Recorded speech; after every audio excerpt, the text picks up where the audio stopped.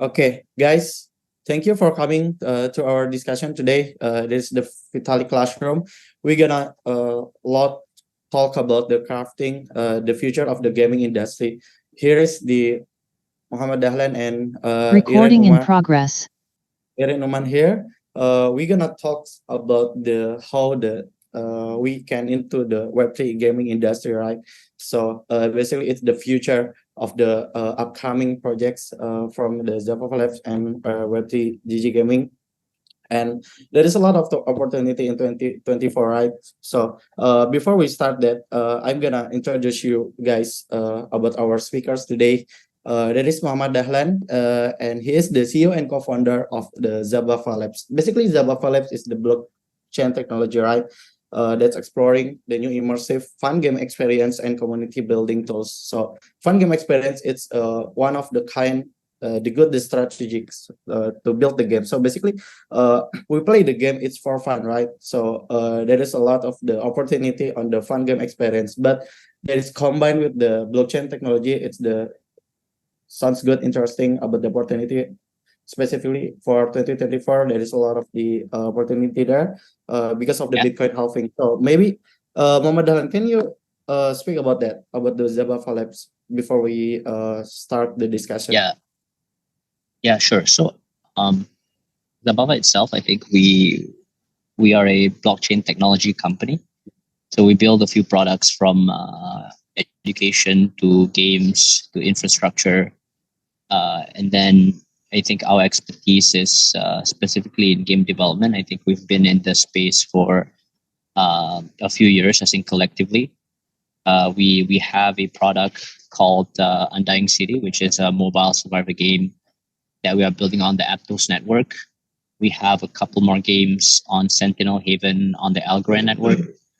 And we're also building a learning platform with a few universities and government agencies in Indonesia. Interesting. So we're gonna talk about that, about the experience here in Zabafa Labs and a lot of the opportunity there. I wanna discuss about that.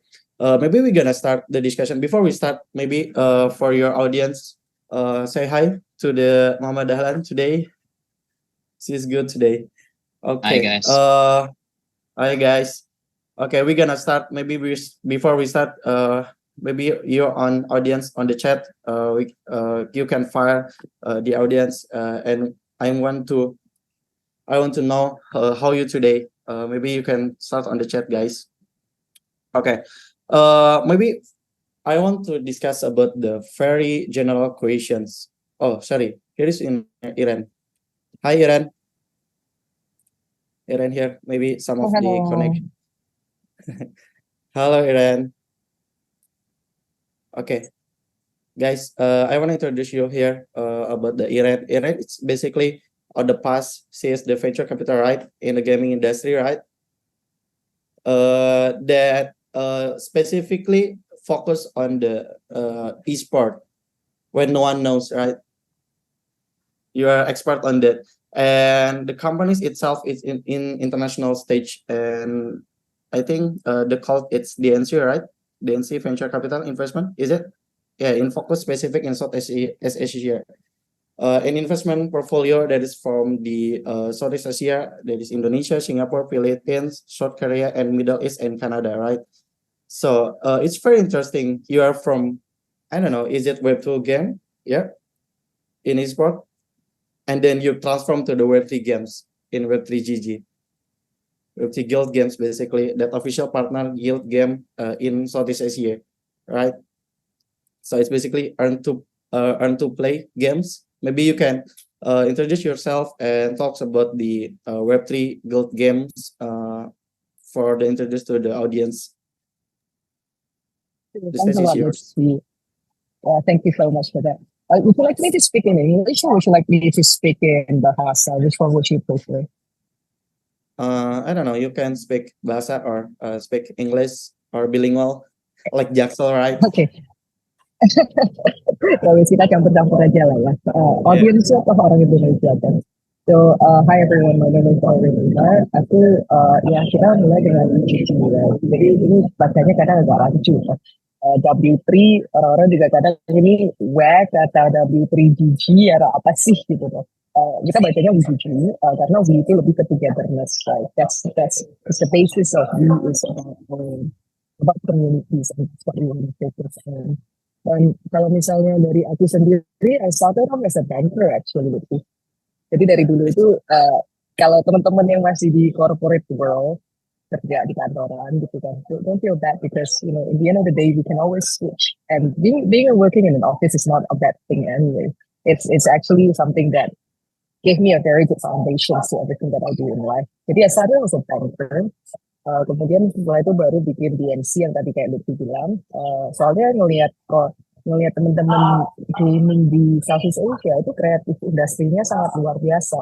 Tapi karena kita sangat shy, jadi kita nggak, ya beda lah ya, kita kalau siapa yang paling bagus dalam gambar gitu loh, kita semua aduh siapa lah dia gitu ya kan, memang jago gambar padahal jago banget gitu kan. Nah itu yang bikin kita landasannya kenapa sih kita bikin DMC supaya lebih banyak lagi talent Southeast Asia yang bisa dimunculkan. Dan dari sana kita bisa melihat nih beberapa tahun terakhir ada banyak games dari Asia Tenggara, Indonesia terutama yang mendapatkan awards di ajang mancanegara, all the way to US dan Europe lah.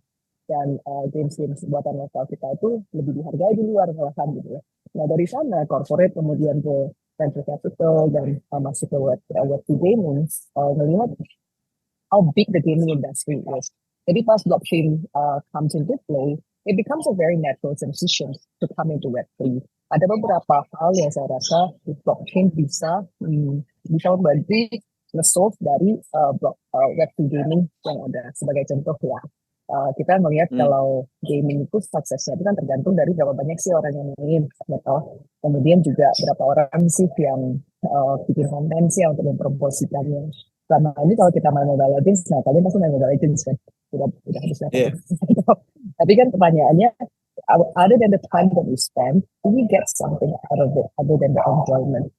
The whole point of blockchain technology is how do we reward the contributors with that makes a game title successful. So I think that's what blockchain technology would be able to bring to the table, and that's why I'm interested in this space, and that's why I'm using it. Interesting. Okay, maybe we're gonna start the discussion, guys. Thank you for the introduction, Iren. Jadi mungkin teman-teman di sesi ini sebenarnya kita akan diskusi, ada panel discussion-nya, tapi after panel discussion ada Q&A. Jadi kalau misalnya teman-teman ada pop-ups the questions during the discussions, teman-teman bisa chat atau tulis di Q&A pertanyaan di tengah-tengah. Jadi aku bisa share on the last discussions. Okay, we're gonna start. Ready guys? Okay. Mungkin aku tertarik sama Kak Iren tadi about kan udah experience di Web2 game ya, e-sport sebelumnya kan waktu di NC, and then transform to the Web3 di Web3 Guild Games. Nah, apa sih difference yang secara signifikan antara Web2 dan Web3 game? Mungkin ya orang paham secara teknologi ya, ada blockchain-nya dan sebagainya, tapi apa sih yang benar-benar significantly selain teknologi? Mungkin bisa juga jelasin teknologinya, tapi apa yang benar-benar significantly perbedaan Web2 dan Web3? Apa yang ngebuat orang harus pindah ke Web3 mungkin ya? That's the questions mungkin start. Satu keharusan untuk pindah ke Web3 mungkin enggak. Karena enggak ada sesuatu yang berpindah menurut aku. Jadi Web2 games sama Web3 games fundamentalnya sama, which is one thing. Creating a games that make people love playing it. Kalau enggak, ngapain masa game aja harus susah gitu kan. Itu kalau game saja bikin sengsara, itu tambah susah gitu kan. Jadi games fundamentally it has to be something that's fun and fun to play. Nah, kenapa game developers should adopt Web3 technology or blockchain technology is because of a couple of reasons. One, kita ngelihat dari aspek misalnya nih, kita main Candy Crush itu ada dapat candies-nya. Pada saat kita membeli candies tersebut di Apple Store, kita bayar $1 yang mendapatkan 30% dari $1 itu adalah 70%. Kemudian ada sisanya 70 sen, ya. 70 sen itu baru akan dibagi antara game developers dengan publishers. Namun apa yang didapatkan oleh content creators, apa yang didapatkan oleh gamers? Potentially gamers hanya dilihat sebagai konsumen, ya Pak. Nah, bagaimana ini kita bisa lebih inklusif untuk menginclude semua stakeholders yang ada di game industri supaya siapapun juga yang kontribusi to the success of the game can get a piece of the cake and have some potential of learning. That's the play of the technology to come in, and that's the power of decentralization. Second thing also, sebelumnya kita bermain mobile, kita main games apapun juga lah. Itu harga skins-nya, harga tokens-nya, semuanya didetermine oleh either game developer sendiri atau kalau misalnya yang OTC ya Lutfi misalnya nih mau pensil ini yang Lutfi ya berapa nih kita nego di pasar gitu, scalability-nya kan nggak ada ya. Sedangkan di blockchain itu harga determine oleh yang namanya demand and supply dan bisa di-trade di open market. Kita nggak perlu lagi nyari OTC, mau nggak sih, itu kan udah zaman dahulu kala, tapi it happens gitu loh di games, right? Dan bukan hanya in-game items, even big games juga misalnya nih, aku pengen menjadi king gitu loh, mau jadi tuan rumah di sini. Nyari orang juga untuk bantuin main, dan which is juga scholarship system. It's not something new, it's just that the blockchain technology makes it easier, more transparent, and fairer. Jadi secara fundamental menurut aku nggak ada yang berubah. Berubahnya hanya kalau dulu kita kalau belanja tuh atau beli makanan kita harus jalan ke supermarket, jalan ke restoran. Sekarang dengan aplikasi yang ada kita adopsi sekarang diantar ke rumah, ya toh. Jadi it's the same thing. It's just a new technology that makes our life easier. Gitu. Aku sih itu sih. Okay, interesting. By the way, Kak Iren, dari beberapa audiens kita ada yang request bahasa Inggris. Maybe we gonna put on English. Is it okay for you? Okay. That's fine. That's fine. Really sorry. Apologies, guys. Sure. Thank you. Okay. Interesting. It's about the scalability, right? How we can scale the audience, and then how the audience can get the benefit from the gaming experience. And then the question is the following about that. I'm gonna put to mute about the Zabava Labs. Hi. Yes. Hi. We are positioning in the fun game experience, right? Immersive experience. There is a lot of the music experience, and then dance and something like that. So I think the main industry on the game business model, it's the fun, right, for the audience, and then the scalability, and then the earning. So I want to put the questions about how the Web3 game industry works, and about related with the fun game experience, how you balancing it. Yeah, I think so I think at Zabava we are still kind of exploring like what are the different types of fun, or how do you balance like fun, and the other side is typically if you look at some of the previous cycles, like normally people kind of come into the the gaming ecosystem to kind of make money. So I guess like the gamers already have some sort of the incentives are misaligned from the start, right? Like people are coming in to make money, and that's kind of why you see a lot of prime example is like XC or any of the Web3 games that you see maybe in 2021 2022, like they do so well, but then the players kind of like leave the ecosystem once the yields and the money that they can get dries out, right? So I still feel like in general, like the way that Zababa wants to do it is, if you want to balance game and fun, I think you should introduce the tokens and some of these speculative assets probably later on in the game development lifecycle. I think typically in the alpha, beta, or even when you have the vertical slice, you should kind of like not you can say like in the future we might have that, but just focus more on gameplay. Make sure like you work closely with internal close set of users or testers, right? That just focus more on iterating on the fun gameplay instead of if you see the previous cycles, normally they release the NFT or release the token very, very early, right? I think in the game development lifecycle, and I think that's not probably the best way to do it. And I still think like in general, a lot of different game companies, they are still experimenting, right? Like what is the most sustainable way to do it? Is it a single token, no token, dual token, or more than 3 tokens, I think. But the way that I think of it, if let's say you have a good IP and some sort of a good community already, then you can start with like releasing an NFT. But the token side, I think it should be delayed way after, like, you have a strong community and the gameplay has already been iterated very nicely, or at least like, for after I think gold or gold release. Okay, interesting. Okay, you have mentioned about the NFTs and then the tokens, and we know you guys from the blockchain technology, right? That involved on the Web3 game industry. So, I'm curious about there is a first market, right, in Web3 currently, and how the impact in the game economics and asset ownership, and specifically user engagement for you guys. Maybe from Iran, you can get some inputs for that, the impact for the game economics and the asset ownership itself.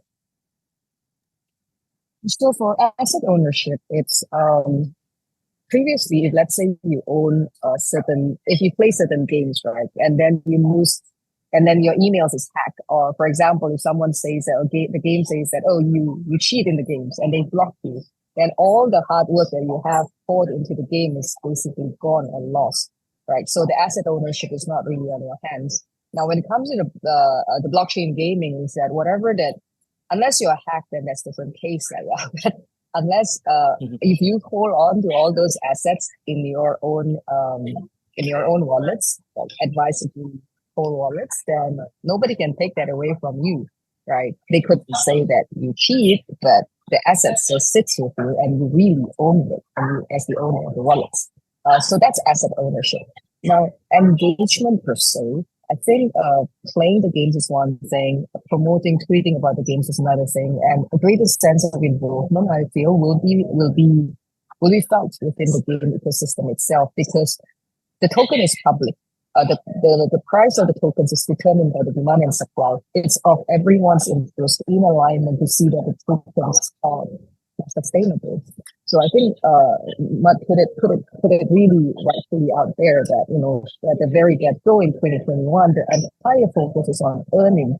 So a lot of people that comes in, they don't really necessarily look into the fun elements of the games, whereas the games itself, it should be something that's fun.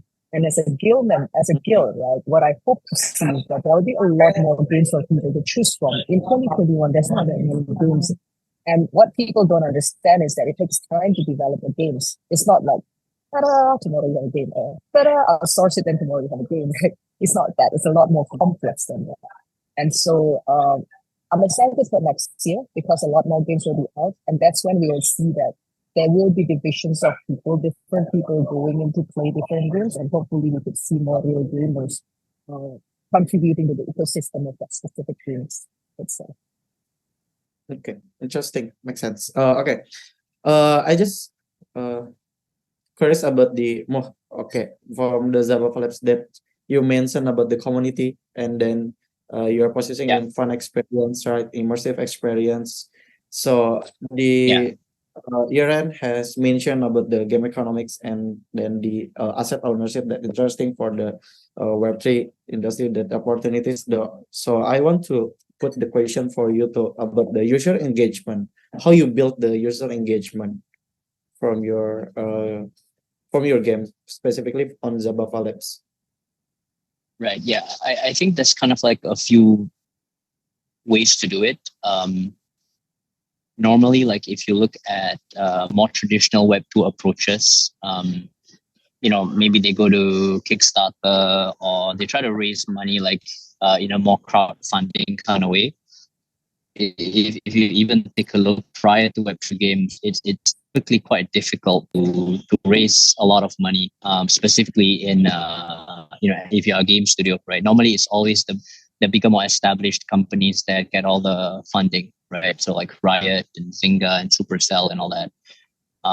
For us, like user engagement always kind of like ties back to similar to what people are doing on Kickstarter, where early adopters or people who kind of contribute very early on will receive if it's on Kickstarter, there's different tiers, right? Like, maybe tier 1, tier 2, tier 3, and then you get like additional skins or you get some additional coins and stuff like that. So I think that's like a good way to kind of like at least in the initial part, get some user engagement just to kind of see, you know, you know, are there players, are there people who are interested in the game? And then I think on top of that, how Web3, or I think this is more like, I think a more sensitive thing, or like even personally here at Zababa, we've not really found like a sustainable way to combine user engagement and releasing a token. There's a few ways that I see some games do it. It's like if you join the Discord or you do certain tasks like on Zili or Galaxy, you'll get a certain allocation of a token, right? And then kind of like back to the initial point that I made, like you want user engagement, but then you know that the money or the incentive are misaligned, right? The other way that I think is quite effective is no kind of token allocation at the start, but just more talking about skins, NFTs, or those kind of stuff. I think those are less, at least in terms of a sustainable economy, those are less taxing on the token price in general. The other thing is also if you see there are some studios that build in the open, right? So from the start, all the way from alpha to beta to gold release, all the way to like the release of the game itself, the developers and the artists typically show what they are doing, right? They show, oh, this is the art that we're building. These are the gameplay that's already out. And I think that's a good way to kind of get or engage the users, at least the initial stages. And I think, so yeah, I think those are the main ones that I think come to mind. But if you kind of combine NFT and tokens, I just feel like I've not seen like a game studio that kind of does it like in a very sustainable way yet. Hopefully it's us. Hopefully it's Irene and the guys at Y3GG, W3GG. But at the end of the day, I think we all want the same. We all want kind of like the same goal. That we want increased Web3 adoption in gaming. We want more people getting onboarded.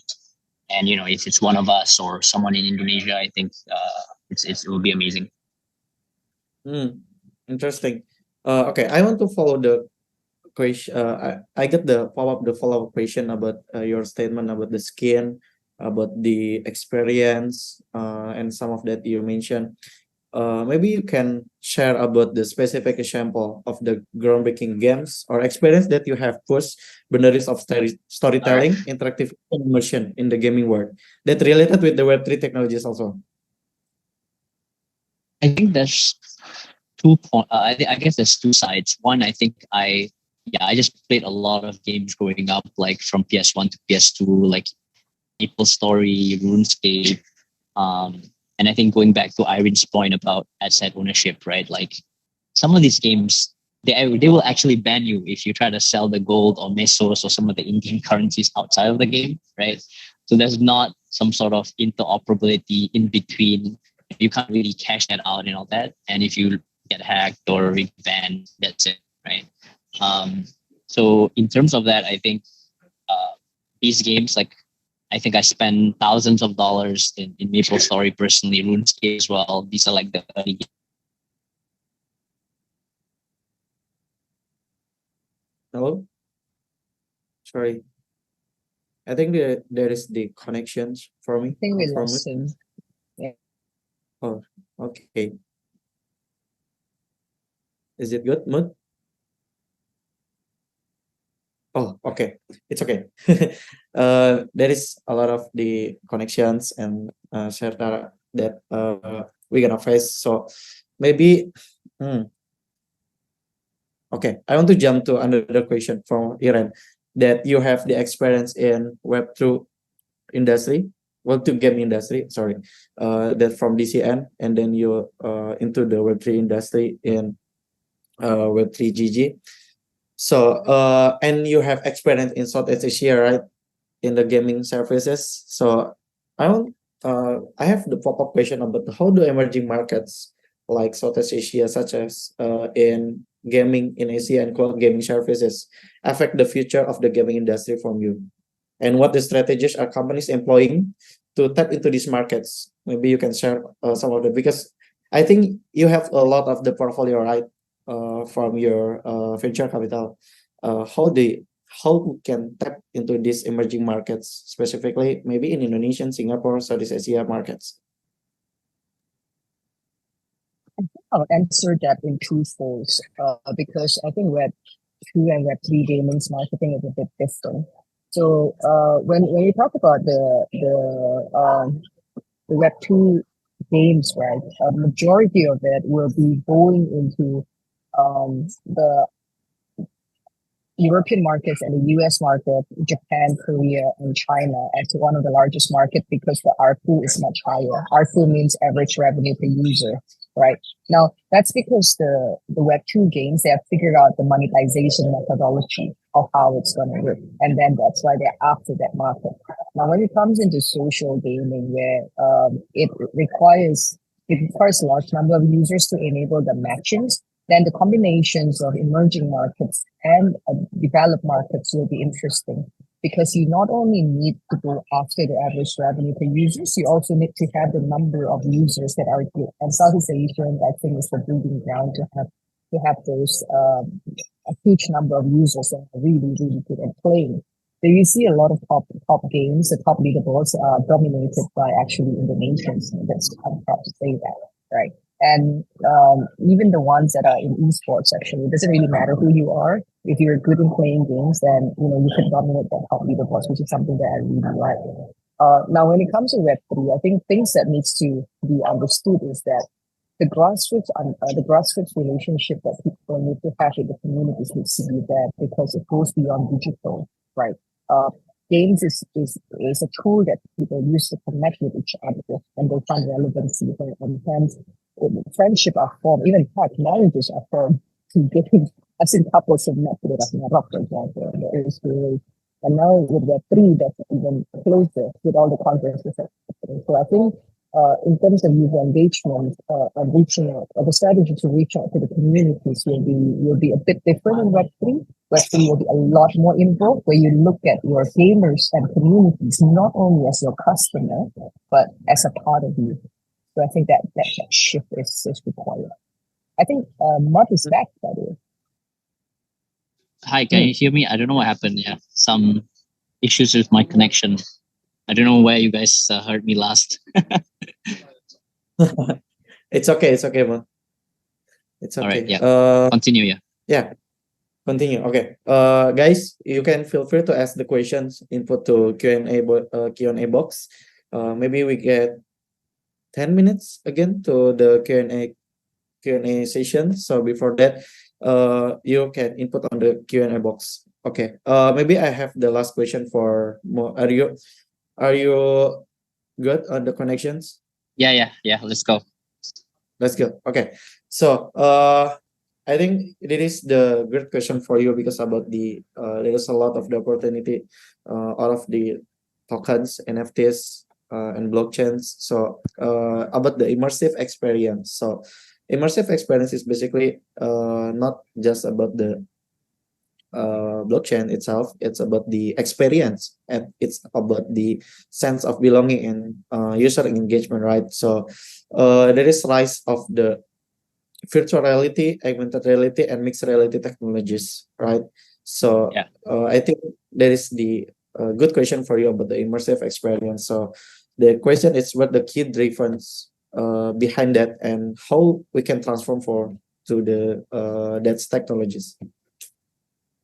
Yeah, so I mean, our first kind of like game was an AR dance game actually. So it's called Somo. So basically, you didn't have to have a headset. Like typically, they use like a Quest Pro or Oculus or stuff like that. And our game was initially an AR game where you can dance. There will be icons on the screen, and you can dance to different pace of different types of music. But then I think we kind of realized, like, because we were just looking at the Indonesian market, not a lot of people are into I would say like browser based game rather than mobile. Like mobile is still the king here, unless it's like Valorant or Dota or some of those like incumbents. VR I think is interesting because you can see like there's a lot of investments and kind of updates coming out, like the past few months, specifically like I think Apple had this, like a flagship VR device. I don't know how much it was, like $3,000 or something, $4,000. So it's already out there, and with like more powerful, more versatile kind of like and lighter devices coming out. I think it's in time. I think give it a few more years where people will find out like, okay, what are some of the either it's been education or retail or maybe collaborative working, right? You don't have to go in office. Maybe it's a metaverse office or something like that in the future. But I think it's like it's coming along. But I would say like with more advancement in technology, like the GPUs and all that, I think the technology and the price, I think that's also an important thing. Where $3,000 if it's in the US compared to somewhere else in the world like Indonesia or even like Southeast Asia in general, I think it is a steep price to kind of pay to try that out and to build new applications on top of it. So I think once in the future, with more disruptions, not only to Apple but maybe Google or Microsoft coming in with their own kind of iterations of headset, I think would definitely help to reduce the cost and distribution to some of the markets in Southeast Asia. So I think in general, I think it's still quite early, but give it a few more years, and once all these distribution and technology kind of get cheaper a little bit, I think where we will see more innovation. Okay, interesting. Thank you, guys. But unfortunately, we have to go to the another session. Thank you for the talks, guys. Iran and the Mo. Maybe we're gonna pop up the questions for the audience. Maybe you guys have the questions. You can input on the Q&A box, right? So maybe I want to. The first question is about to Mo. For main Ray. Because you have the experience of the engineering, right? Design architecture, etc. So that is the question from Menray about what is the main challenge for the game developer to switch from the traditional database to blockchain? Right. And then so maybe explain the mechanism behind it. Yeah. So I mean, so I came from a game development background. Like I have my background is traditional in a way, like computer science and math, and I dabbled a lot in like building my own game engines with OpenGL and Vulkan and DirectX. I think gameplay wise is very, very similar. There's actually no difference, right? You can use Unity or Unreal or Godot or some of these, engines to kind of build the game itself. And you're right, Manry, like the only difference is the backend, right? Instead of a backend now where you store in like AWS or GCP servers, you kind of do that on the blockchain itself, right? So you talk to the blockchain node. Typically, you go to like a node provider, like QuickNode or it could be Infura as well, depending on what chain you are trying to deploy your game on. So that backend is actually the only difference. Instead of using a backend GCP, now you talk to the node itself or the blockchain itself. And there's so many like infrastructure and tools that are now available. For example, I think you should try out ThirdWeb, which actually allows you to kind of abstract all the wallets and all this kind of complex stuff through like a few calls instead of building your own smart contracts. And I think the other reason is also tying back to what we discussed with Irene as well. Is just what is the token, right? Like is there NFTs? Is there tokens? I think those are probably the harder part that game developers kind of have to understand and read about. But gameplay wise and on a high level, I think it's super similar. And it's just you gotta maybe learn an additional language if it's like Solidity on Ethereum or any of the EVM chains. You gotta learn Move onto your Aptos, and Rust typically on Solana and Near. But besides that, I would say 80% is very, very similar still. Interesting. Thank you for your answer about the questions. So there is another question for Iran that you have the experience on the managing director, right? You have the umbrella mindset about the game industry, and then you apply on the play to earn games in Web3 guild games that basically yield games, right? So that is the question from Anonymous. All play to earn games seems to have deteriorating, right? Even become a zero, become there is not of money on them. Token value with the time, etc. So, what are your suggestions to have the sustainable tokenomics, and how can token value deterioration be avoided? I think for me, it's all about balancing because token economics is two ways, right? One is when the token is generated, how do you use those tokens for in-game purposes? So taking examples of traditional games, for example, when you play a certain games, you get a certain tokens, right? And the tokens, what can you use of the tokens so that you spend it within the game? So there's a supply and demand that's there. Now, what happened in the advent of play to earn in 2021, 2022 was that there's too many people who are interested of producing the tokens.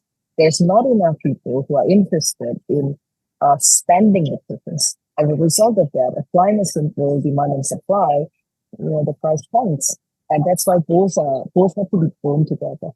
That's my view of it. And the fundamental point of all of it is that you get real users to come in, people who comes in because they like your games, not because they want to come in to earn money, and that's it. That's really what I think. I mean, we all play games, right? The reason why we play games is recreational. We don't play games because it's a job. That defeats the purpose of creating a game in the first place. Okay, interesting. There is a follow-up question. You have mentioned about the supply and demand, right? This is from Anonymous. Esport is very big. Esport is very big in Indonesia, right? Since last year, there is a lot of esport team in Indonesia joining in Web3, right? Such as RQ, EVOS, etc. So, maybe it's a fact or not, but it's really not really works, is it? So, what do you think about this? And do you see any blocker in this? And how you guys make pro player to interest in Web3? Maybe for Iran, because you have the experience in esport, right? I think it's a good point that esports, because esports, the single most important element that's important in esports is that it's not pay to win. It's a level playing field, and that's like it's a sports, right? That it has to be fair. Now, when esports teams jump into Web3, the good thing is that they will be able to educate the communities of esports, of blockchain, of gaming, and which games is there. The reality is there any single games that are esports that are now in GameFi space? Probably there is a few. I can name, for example, one is EV.io, right? That is very popular, and it could be esports today. So I think I don't see blockers. I see that there needs to be a lot more people who are more involved in the space to educate more people, to bring more brain powers, to bring more people into the space so that together we can grow the industry. And in fact, Okay. next week in Indonesia, right, VGG will participate in this event called as Motion.ime. That's very esports centric in collaborations with Revival TV. And it's one of the reasons because you want to increase Web3 adoptions, and esports players will be one of the stakeholders that we believe is important to be a part of this from the very early days. So basically, there is a lot of opportunity from that, right? Do you agree with that? Interesting. Totally Thank agree you. with that. And for everyone is that I'm sorry I have to switch to Indonesian. Tak kenal maka tak sayang. So if you don't know something, then you won't fall in love with it. Don't block it first, because that's anything that's new, that's foreign, you might not know it, but don't block it first, because it's usually the most opportunities. Yeah, interesting. So, maybe I want to share something. There is I have read the book that about the crossing the chasm. So basically, our current condition so there is the loans, right? And then we our stage in that very slice small slice. It's about the innovators and early adopter, right? So there is basically a lot of opportunity for the future, but there is the few game players on that. So there is a lot of opportunity for us to be the first mover advantage, right? And then to jump into the crossing the chasm, it's basically there's the chasm to the early and late majority. So before we go into it, so we have to develop the ecosystem and then technology and then the early adopters from the esport games to build the opportunity to the early and late majority. Yeah, I think there is a fit with your answer, right? Before we go to majority, there is a lot of the opportunity for the innovators and early adopters. Interesting. Thank you, Iren. And then I want to put on this discussion from the question from Maria for move. So basically, you have mentioned about the answer about the mechanism, about the technology itself, about the blockchain, and we know on the blockchain there's the gas fee, and the gas fee is basically for we paying or give reward to the stakeholders, right? And that a lot of the electricity that use it. So everyone talking about the carbon and sustainability, and what are game companies doing to make sure playing game it's not bad for the environments. And maybe you can share about that, and maybe you have some of the examples about need projects or trend making games more eco-friendly. I mean, I think, yeah.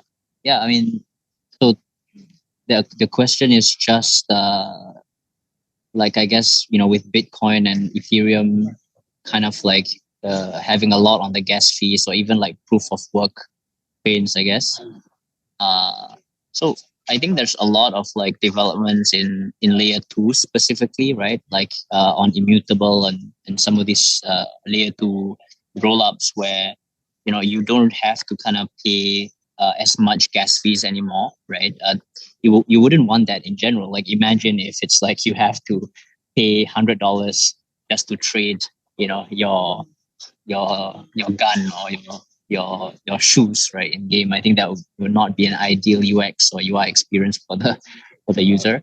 There are already also like layer 1 chains. Like if you're not just talking about layer 2 roll-ups, there are also layer 1 chains that are typically very green in general. So Algorand is a prime example where not only is it neutral, it actually helps to kind of like I think a percentage of the fees also contribute to green and sustainable efforts. And then you can take a look at like non or like the newer chains like Aptos and Sui, where it's even way cheaper, right? So it's not even like $1; it's like fractions of that. Right? So I think there will be new layer 1s or layer 2 rollups that comes out to kind of make sure that in terms of spending, in terms of how is the blockchain kind of contributing a bit more towards sustainability and making sure it's something that's ethical. Like the players don't feel like they are destroying the world while playing the game. And I think there's already been a lot of progress in that sense. The other thing that I think is super helpful is I don't have like specific examples, but I mean Algorand is one. But talking about consumer apps or applications that allocate a certain amount of their treasury or their transaction fees or revenue to such efforts, right? And even not only that, like if game studios like us, or guilds allocate that as well to kind of like contribute to those efforts, I think that will be the way forward, I think, in general. Okay, interesting. The connection is good, Mut? Yeah, it's better. I'm sorry about that. Yeah, earlier. It's okay. It's good so far. Okay. Interesting. I have the follow-up question about that. So you have the answer about the mechanism, about the technology itself from the back end. So I have another question that follow the question about the in context of gaming. You have the game studios. So the question is, what are the most pressing ethical concern about related with the player well-being, data privacy, and the potential for the addiction? So basically, fun experience. It's get the risk to the get the addiction for the players, right? So and how Addiction. we addictions, Right. Okay. I think uh, yeah. how are the issues being addressed? How we can solve that? Wow, I think that's a very difficult question. I think that because like typically games they wanna maximize fun. They want you to keep coming back for more. And I mean, I think there are definitely some games that probably like, oh, you've played for an hour, maybe go take a walk or not sit down for 10 hours straight. I think that would probably be like the most immediate answer, I think. But in general, I think the way that games work, um, they want to maximize retention, right? They want people to come back, people sit down, spend money. And in terms of like those ethical well-being, I definitely feel like there are games that allow you to kind of maybe have parental controls or some of those stuff to kind of like make sure uh, kids or certain people of certain age maybe don't get access to some of these more mature content. The other thing that I think would be, I mean, yeah, I like I said, I think it's a very difficult question for me to ask. I mean, sorry, to answer. But in general, besides like game itself, like giving reminders to the players, or maybe they allow some in-game kind of notification to kind of oh, you've played for too long, go out there and take a rest or take a break. I think I just feel like it kind of, it's like a what's the word? It's like a dissonance. Like the typically game studios want you to kind of play more and spend more, and I would say it's probably less on the game studios, but more on like the environment and maybe the publisher themselves or some of like more generic education mediums rather than game studios themselves trying to do that. I think that's kind of like where I stand on this for now. I guess it might change in the future. Maybe Irene, you have a better suggestion on this. Thank you, Mo. There is, yeah, maybe you can some I input. think, yeah, I can share a case actually that's very interesting that's happening in Japan right now that have a real case utilities because Japan is expensive, right?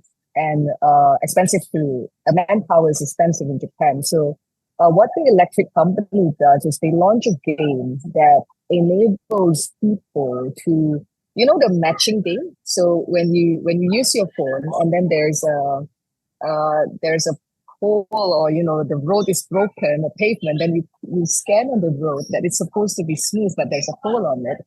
When you notice the hole, like a pothole, you scan on it, you take a picture of it, and you contribute to it. For every contribution, you'll be able to earn the tokens, and the tokens you'll be able to pay for you. So what happened is the operating expense of the electric company dropped by around 20% during the experimentation period because they outsourced it and used the power of the community to go out there to find the potholes, to find electric cables. In Indonesia, it's normal, right? You have electric cables that's hanging and it's dangerous, but in Japan, they want to make sure that it's straight, it's proper. So they would have like proper things to see to make sure that it's in that. So it's basically to match it, right? Yeah. So that's gaming.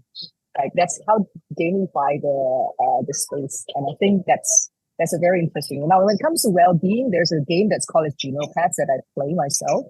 And Genopads is that you have to play like you have to walk a certain number of steps. When you walk a certain number of steps and then you lock into the steps, then you'll be given food and you'll be given toys that you could play and interact. So it's a combination of Pokemon Go and Tamagotchi in a Switch.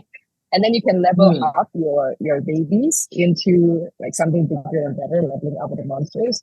And I think that's something that look, for me, my entire outlook of life is that life, we shouldn't be too serious. All of us should have the elements of play, and hence everything that we do, we could gamify it. The question is how. So I would even extend it to wellness, right, of medications and whatnot, that we could gamify this so that it's more fun. Yeah, interesting. Oh, I have I have the follow-up question about that. So, is it make sense, and maybe you can mention about the potential collaboration access between the gaming industry and other sectors like healthcare. Maybe you can give the example. Did you have the use cases about that? So in terms of use case for healthcare right now, I think healthcare, I haven't seen that yet. But I would imagine that with the advancement of technology where we have our phones that are able to scan our heartbeat, and whatnot, right? I would be surprised that there will be games that are developed for it. Like for example, people who panics all the time, you could just use your phone, right? And if you're an iPhone, then you could just put your arms to it and then just do the breathing exercise so you can calm yourself down and then you'll come up with your calmer. So I think that is something that we do. But the key elements is not only on the software side, but also on the hardware side. And I see development on the hardware side is being pushed right now. Other sectors on education, edutech is a big thing. Now, contents like it's not only about creating contents and gamifying, but it's also to make a learning fun, right? How do you make learning chemistry, right, something that's fun and safe and free? So this games is that's already in existence in Australia, for example. You go to a green screen room, you come in with your VR headset and you can mix and match chemistry. And there'll be explosions in front of you, but there's no real explosions that happen. So there is already that slicing of collaborations that exists even in Web2. In Web3, I think they'll just open up the whole world so that anyone can contribute. Interesting. Thank you. Okay. Maybe there is a follow-up question for Demo about the collaboration about the different sectors about the game. So you have the Inzaba Lab is basically community tools and education, right? This providing education, integrating new frontiers into our into your Fabian community, right? In Zaba Lab. So how you build the education sectors in the game industries? Yeah, I think this is kind of like I would say it's a secondary goal of Sababa. I mean, the primary goal is to build definitely tools and infrastructure and games for primarily for the Southeast Asian market. But our secondary goal, how do we educate game developers or just developers in general to try out building games on chain, or it could be fully on chain or semi or progressively on chain. It depends on what the goals of the game developers are. But I think first and foremost, you kind of have to go to like where most of the game developers are, at least in the initial stages. So it could, in Singapore specifically, like there's DigiPen Institute of Technology, which is one of the top game development schools in the world. There's Magic as well, which is also one a really good game development school. And then of course, NUS and NTU, SIT, these are all top universities as well. So what we do is typically we go to, and I myself, sometimes with my co-founder, we go to universities to kind of give talks about introduction to blockchain games, what's the difference between on-chain games or off-chain games, what are the tools, what are the tech stack that you use and all that. So the education, I think, will have to start from I would say the grassroots. So it will start with the universities first, and then later on, hopefully we will come up with our own kind of like courses or a platform where people can come and learn and be certified and all that. But it's a long process right now in terms of allocation of resource. I don't think we want to try to onboard all developers to be game developers in Web3. But I think with the university's help, I think that's kind of like where, yeah, it's a secondary strategy, not our main strategy, but we will start probably with like BINUS or ITB or UE and some of these big universities first. Interesting. Okay, thank you, Mo. Maybe we have the 8 minutes before we close the our discussion today. I have can I put some question about the personal things? I have the personal question for you. Is it okay for you? Sure. Yeah, sure, okay. Of course. Why not? I think in Web3 industry, it's very tough for the market, right? And then we built the ecosystem, we built the company, we built the profitability and so on, etc. And then there is a lot of the men in Web3, right? So how was you as the CEO and co-founder as the woman in Web3 industries? Maybe you can share your personal experience. Maybe there's a lot of audience, from our audience, there is the initiator from the woman So maybe you can share about the woman in Web3. Yeah, so I think women in Web3 is something that is very close to my heart because it's always the crypto bros mentality here, right? Crypto bros is very simple. So for all the women out there, maybe you should come up with crypto base, so that all the girls can band together. But here's the thing: my outlook in life is always, regardless of the gender that we have, we just have to shine and show what we are made of. The problem with a lot of women in not only in crypto but also in banking, corporate finance, in venture capital, that's very much boys club. A lot of the females are very shy about sharing about who they are, about what they do, right? And so my suggestion to everyone is that don't be shy. What's the worst that could happen? People just throw stones at you and that's it, right? And you can't make everyone love you anyway, so just might as well be yourself. And that's always the mentality that I have. It's oftentimes that you share a panel and then I didn't even realize that all the panels are boys, are gentlemen, and I'm the only speaker who's female. But it's okay, it's all right. We should represent wherever we go to, and not only raise that we are a female here, but what we are building and what we stand for. Because what I believe is both men and women are needed in the industry. Doesn't mean that if I'm a woman then I deserve more chance. Everyone deserves an equal chance, and that's what my friend is. Thank you, thank you, thank you. I'm very agree with you because the Web3 industry is interesting things that everyone can be anyone on the space, right? There is the equality, there is the what we can say about the we are equal in the opportunity on the space. We can be ourselves on the Web3, and we have the maybe some of them there is a lot alter ego, right? So I think that is a good answer from you, and I really thank you for you to up for that. So maybe we have 5 minutes before we close the discussion. Maybe Iren, you have the close statement about the discussion today. Maybe you can follow up from that. Sure.